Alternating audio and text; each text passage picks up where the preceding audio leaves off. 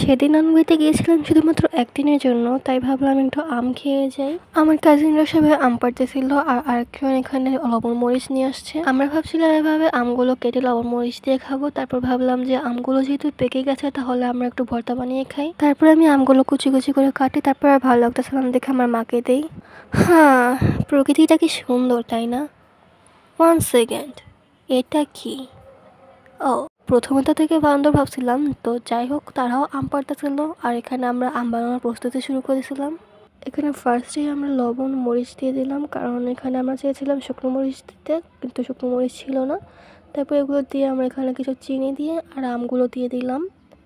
দিয়ে এগুলোকে আমার বোন ভালোভাবে মিক্স করে নিয়েছিল।